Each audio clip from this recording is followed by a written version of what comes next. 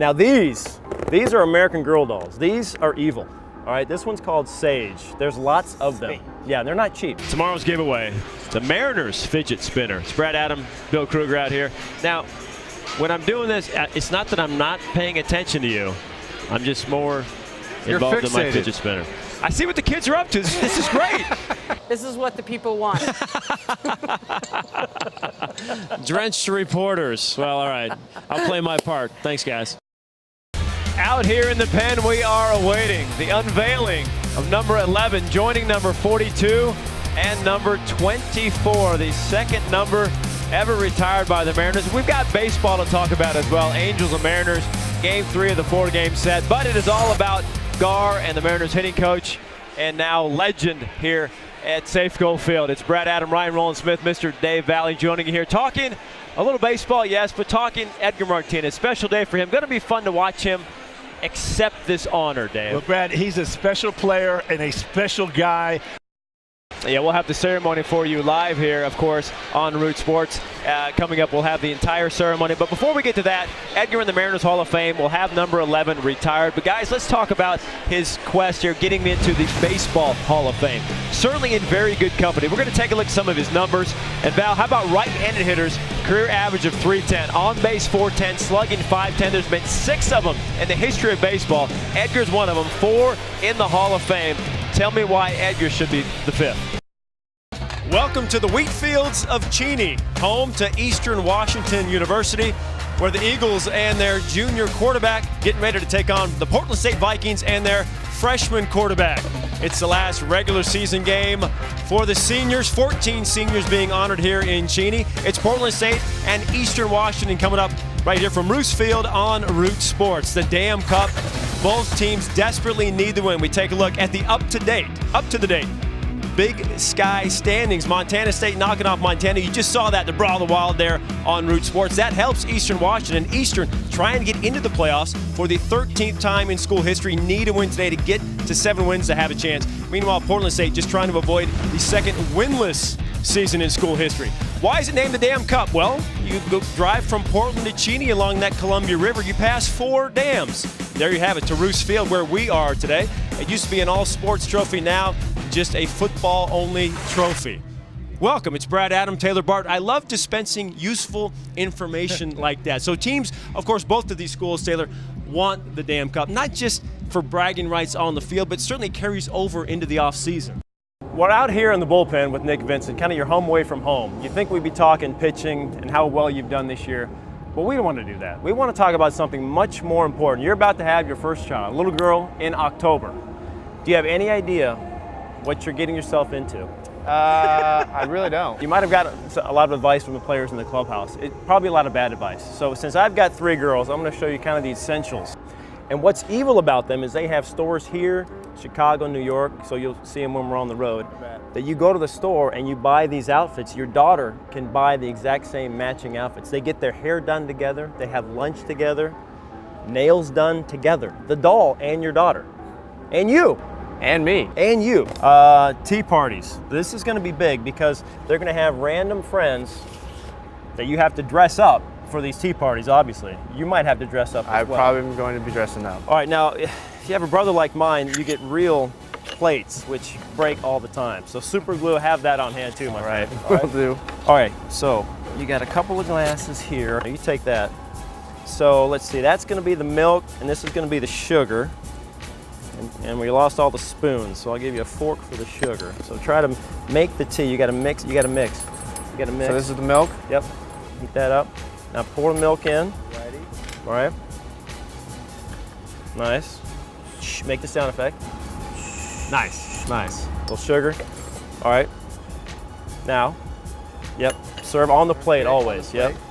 Pick up. Now here, and then the pinky up. Pinky up. Pinky up. You have to identify the flavor. What was that? This was Thai chai.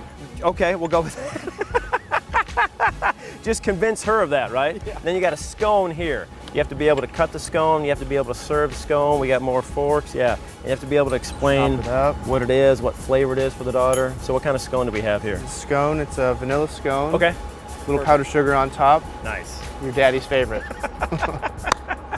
You got to play along, just kind of enjoy it. It'll be the greatest thing, man. It'll be interesting. Got to like pink. All right, your baby's doll's name, what was it again? Daisy. Nice, nice. Diaper still on? Diaper still on. Probably a little dirty, but that's okay. That's kind of the basics for what you're going to need to survive for a couple of months. Then you go to spring training and let your wife do it all. Hey, so I'm gonna leave this. You can practice. You can kind of have it. Kind of think about what you're gonna do. All right, because you have a couple of months, right? October. A couple months. End of October. This will be your life, my friend. So this will be me next year about this time. Absolutely. When she starts moving around a little bit. Absolutely. Yep. Couple years. Movies, Care Bears, Barbie, tea parties. It's happening. It's all good. It's life. It's what we live for. Coors Field offers one of the most unique aspects of any stadium in all of baseball.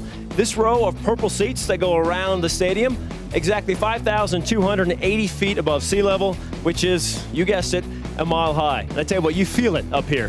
You need to sit down a little bit. Whew. After scoring a previous 9 runs the last 8 games, which is a franchise record low, past 2 games, the Mariners' offense have been, well, a mile better. 11 runs on 26 hits, both wins, and now the Mariners go for 3 straight wins and try to finish this road trip with a 500 record. It's Mariners and Rockies coming up next on Root Sports. Brad Adam rejoins us from Arlington. What do you think? Good or bad that this is in the rearview mirror? Man, that's a tough one, Ange, because the chirping that would have gone on between those two, I mean, epic Olympian proportions. So it would have been nice to see the matchup, though, no doubt about that. But Beltre goes ahead and takes care of number 3,000 yesterday, a double, just like his first hit. He's now the third baseman to get to 3,000 hits, throwing 450 home runs, 5 Gold Gloves, a no doubt first ballot Hall of Famer. It was an emotional setting for him here yesterday, and Adrian takes us through that near perfect moment.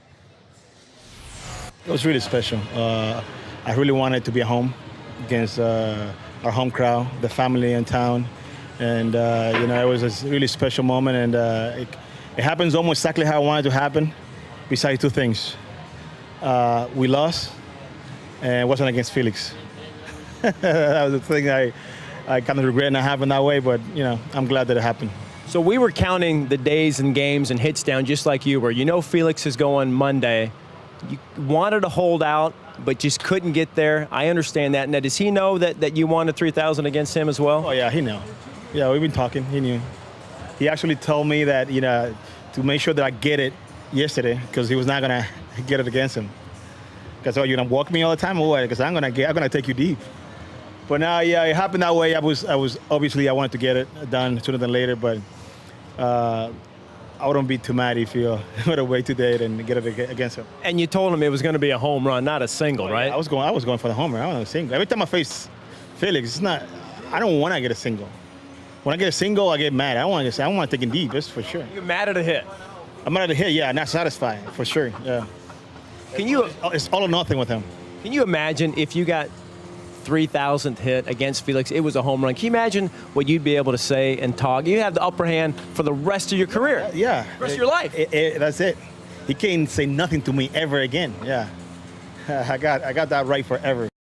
Ding dong for Sieg, number 25, Cruz 33. The Mariners win 10-4, 1 game over 500, and we get to say Felix Hernandez starts on the mound today, his first start since July 31st. In our post-game interview brought to you by Alaska Airlines, the skipper, touching on all those subjects tonight. And we've got the largest visiting crowd at Safeco Field for a series. Yes, it's the Blue Jays and the Mariners, a weekend set. And get ready to go. It's the Canadian invasion. Some drove 2,600 kilometers for our first Jays game. How many miles is that? Well, we translated that. I think it's about 1,600. 1,600, that's right. Wow, here we go. A sea of blue out here. The pen open at 440. Giddy up and good luck. It's Brad Adam and Dave Valley. A little loose out here, and they'll be that way until Sunday about 5 o'clock. A fun series for them, and lots of people will be over 40,000 each game, Val, and part of the 40th anniversary of the Mariners. Legends come back. Old players come back throughout the first pitch, like you tonight, my friend. Packed house, big crowd. It's going to be fun for you out there, right? I'm looking forward to it. I think it's just an honor to be a part of the 40th year celebration. The fact to think that I was here back in 1978. And here we are in 2017. So and still able to throw it from the mound and still, tonight. Yes. Is that where you? Yes, I'll throw I do. wherever you want me to throw from. I want you to get on the mound. You want me to go to the mound? I know you can do it. Okay. Because this I won't hope I have affect the right you. shoes. This won't affect I don't you at wanna all, slip. my friend. Gentlemen, way to stick with this one. 13 innings. The Rangers actually get to celebrate twice after reviews upheld. They win game 1 of the set and win their first game against the Mariners in 4 tries this year. Claudio gets the save, Bush the win. 3-1 the final in 13. And Val, you said it earlier, we started at Cinco de Mayo, we end at 6 de Mayo. And we've seen a lot of baseball. You've seen a lot more than I have. Have you ever seen 2 pitchers get hurt in the same inning? All right, so the Mariners down 6-4 after the Angels score 6 in the 6th. To the 8th inning they go. Blake Parker, one time trying out for the Mariners, didn't make it out of spring training. He's on the mound. 8th inning, Mariners go for 4 runs, and it starts 1-out single by Seager, beating the shift. Yeah, Kyle's having just a really good approach against these Angels right here. And then that mini shift there on Valencia. So again, 1 out, 2 on. Now this play, Pennington goes for 1 out there, so it's still 2 outs, modern walks. Great at bat. Bases loaded, 0-2 count, dice it. It's a bloop, and it finds some grass. 2-run double, it's 6-6, and they're not done. Segura comes up. He doesn't want extra innings, Val. No, right here is little seeing-eye base hit through the left side right there. 2 runs come around to give the Mariners the go-ahead lead, and they are able to hold on to it. Brad Adam has tracked down the man who hit the 3-run blast in the first inning, Kyle Seager. Brad? Thank you, Angie. I'm here with Corey Seager's brother. More on that later. But first, let's talk about, you know you're going to wear that one today. Well, yeah. I signed up for that one, I think. You did. Hey, no come from behind win today because you guys get the 3 spot in the first thanks to your home run. 1-2, are you sitting off speed, something you just able to adjust to? No, you know, he's got pretty good stuff. We all know about the good changeup. You know, fortunately for me, he got one, you know, up in the zone, was able to, you know, hit it pretty good. But yeah, getting up early is definitely, you know, definitely good, especially after the emotional win yesterday. Trying to get on the board early was definitely a positive. Home run number 7, I do believe, since the All-Star break from you. In a really nice groove for you. What's been kind of clicking? What's locked in these last couple of weeks? Yeah, you know, I've been getting in better positions. You know, I've been able to maintain it a little bit longer, and you know, just working with Edgar and Bro, and you know, try to keep it rolling. Now, we as fans can marvel at what Nelson Cruz can do to a baseball, but as a teammate, a fellow player, are you also amazed at what he does? We as players marvel at it too. I mean, it's unbelievable. Well, I mean, that first homer he hit that's about as loud as I've ever heard a ball get hit on the field. So I mean, that was incredible. And the second one, you know, he doesn't even hit it that good and top spins it, and it still, you know, rockets off the wall. So I mean, yeah, he's incredible, and you know, very, very thankful he's on our team, and it's fun to hit behind him and get to watch that on a daily basis. How good do those hugs feel? They feel great. Yeah, all 3 of them felt really good today.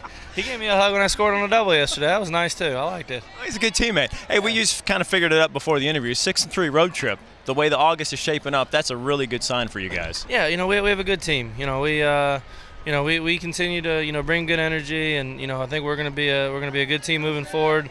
You know, we've been throwing the ball real well. The bullpen's been phenomenal lately. So I mean, you know, we keep scoring runs, and you know, we'll have a good August. All right, now explain to the fans out there. Well, they're chanting Kyle Seager, but in a couple of weeks you'll be wearing a jersey for that baseball players weekend that'll say Corey Seager's brother. Can you explain the nickname choice? Yeah, you know, I wasn't prepared for this. I didn't think it was coming out this early. I thought I had a few more weeks to, you know, think of some good lines and stuff. But yeah, they said, "What's your nickname?" You know, you put nicknames on there, and that seems to be what I'm referred to lately. So that's what I went with. And does Corey know yet? He doesn't know. He might now. I don't know. Probably. It's been all over social media. He didn't know going into today, I don't think. What's his nickname? I don't know. We didn't talk about it or anything. I was gonna surprise him with it. I didn't know it would come out before. Well, maybe it could be the Kyle. I think he's just Seager, which is pretty boring for the kid. I know. He's got to pick it up. You're gonna play this good. You gotta be a little more fun than that, right? Exactly. His team's doing that well. You guys are as well. All alone now for the second wild card. Congrats on the game and the trip, buddy. Thank you very much.